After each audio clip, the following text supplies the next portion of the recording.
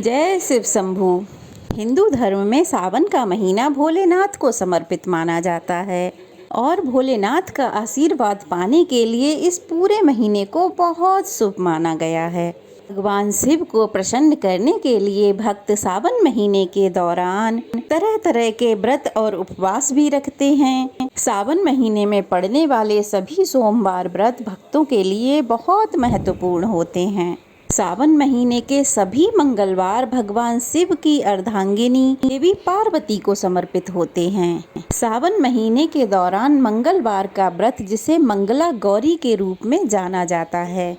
सावन शिवरात्रि और हरियाली अमावस्या के अलावा सावन पुत्रदा एकादशी के दिन बहुत ही शुभ होते हैं। क्षेत्रों के आधार पर सावन मास के शुरुआती दिनों में 15 दिनों का अंतर हो सकता है। पूर्णिमांत कैलेंडर में, जो कि आमतौर पर उत्तर भारतीय राज्यों में प्रचलित होता है, सावन मास अमांत कैलेंडर से 15 दिन पहले शुरू हो जाता है।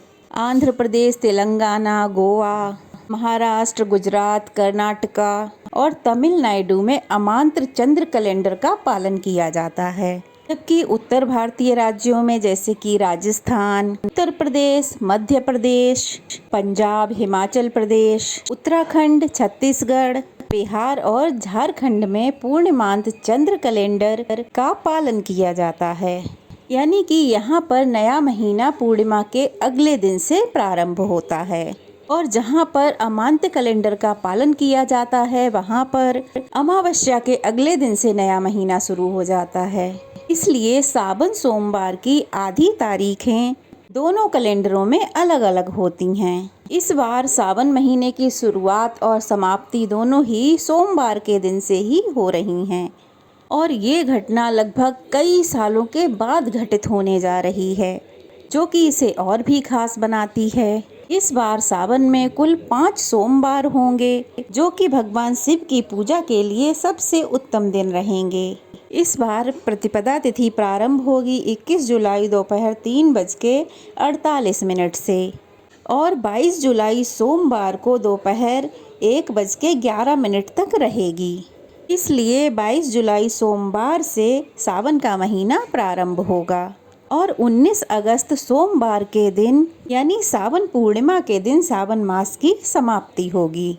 तो अब जानते हैं सावन महीने में पड़ने वाले सोमवार के व्रतों के बारे में। सावन का पहला सोमवार का व्रत 22 जुलाई को रहेगा। सावन का दूसरा सोमवार का व्रत 29 जुलाई को रहेगा। सावन का तीसरा सोमवार का व्रत 5 अगस्त को रहेगा। सावन का चौथा सोमवार का व्रत 12 अगस्त को रहेगा और 5वां सोमवार का व्रत 19 अगस्त सावन पूर्णिमा के दिन रखा जाएगा। वैसे तो सावन में किसी भी दिन भोलेनाथ की पूजा की जा सकती है, लेकिन सावन महीने के हर सोमवार को आप मंदिर जाकर शिवलिंग का पूजन अवश्य करें। शिवलिंग की पूजा करने के अलावा इस दिन आप उपवास भी रख सकते हैं। वैसे तो सुबह और शाम दोनों ही समय शिवलिंग की पूजा करनी चाहिए। यदि सुबह आपको पूजा करना संभव ना हो तो शाम को प्रदोष काल के समय आप हर सोमवार को शिवलिंग पर कम से कम 1 लोटा जल अवश्य चढ़ाएं। सावन के पहले सोमवार से ही आप 16 सोमवार के व्रत अगर रखना चाहते हैं तो प्रारंभ कर सकते हैं, या फिर कुछ लोग केवल सावन के ही सोमवार का व्रत रखते हैं तो आप पहले सोमवार को ही व्रत रखने का संकल्प लें। जो भी लोग किसी कारण से पहले सोमवार को व्रत यदि नहीं रख सकते हैं तो वो अगले सोमवार को व्रत रख सकते हैं। हर सोमवार को सुबह स्नान आदि से निवृत्त होकर पूरे शिव परिवार की धूप, दीप, नैवेद्य, पुष्प आदि से पूजा करें। सारा दिन उपवास रखना चाहिए। शिवलिंग पर बेलपत्र चढ़ाकर शिवलिंग का दूध से अभिषेक करें। उपवास रखने के बाद शाम को केवल मीठा फलाहार ही करें। अगले दिन भगवान शिव की पूजा करने के बाद अपनी सामर्थ्य के अनुसार दान देकर ही व्रत का पारण करना चाहिए। व्रत रखने के दौरान आप भगवान शिव की पूजा, स्तुति आदि करें। शिव चालीसा का पाठ करें। हर सोमवार को व्रत की कथा पढ़ें अथवा सुनें। भगवान शिव की विशेष कृपा पाने के लिए आज के दिन आप भगवान शिव को भस्म अर्पित कर सकते हैं। सफ़ेद चंदन का तिलक लगा सकते हैं हर सोमवार को। प्रदोष काल में त्रिपुंड भी आप शिवलिंग पर लगा सकते हैं। तो अगर बात करें कि इस दिन कौन कौन सी वस्तुएं दान में देनी चाहिए, तो सफ़ेद रंग की वस्तुओं का दान करना सावन के महीने में बहुत ही शुभ माना जाता है।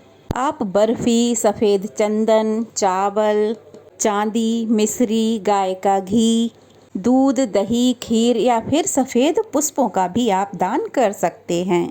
ऐसा करने से जहां आपकी भगवान शिव की कृपा से मनोकामनाएं पूर्ण होती हैं, वहीं घर में खुशहाली भी आती है।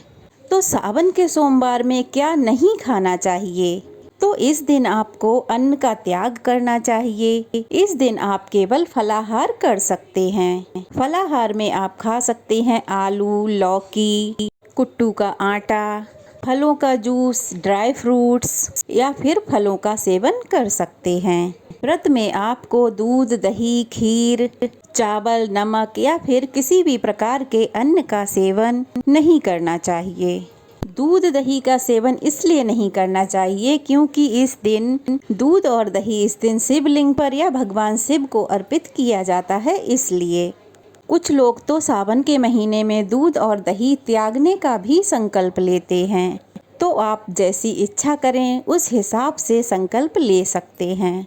यदि दूध दही का त्याग करना संभव ना हो तो आप भोलेनाथ से क्षमा मांग लें और फिर व्रत के दिन सेवन कर सकते हैं।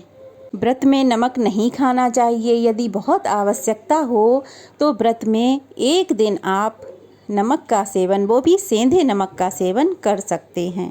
वो नमक का सेवन भी आप शाम की पूजा करने के बाद ही कर सकते हैं। सावन महीने में पूजा करने में ओम नमः शिवाय मंत्र के अलावा चंद्र बीज मंत्र ओम श्रांग श्रीं श्रोंग सह चंद्रमशे नमः, इस मंत्र का जाप कर सकते हैं। ऐसा करने से भोलेनाथ की कृपा तो प्राप्त होती ही है, साथ ही कुंडली में चंद्र दोष हो तो वो दोष भी दूर हो जाता है। भोलेनाथ की पूजा जिस कामना से की जाती है वो कामना अवश्य ही पूरी होती है। यदि आप भी चाहते हैं कि भोलेनाथ आपकी भी मनोकामना पूर्ण करें तो कमेंट बॉक्स में भोलेनाथ की जय लिख करके हर दिन हमारे चैनल पर आने वाली कथाएं सुनिएगा और नए हैं तो चैनल को सब्सक्राइब कर दीजिएगा। फिर देखिएगा भोलेनाथ की कृपा कैसे आप सब पर बरसती है। तो चलिए फिर मिलते हैं एक नई कथा के साथ, एक नई वीडियो के साथ। तब तक के लिए जय भोलेनाथ।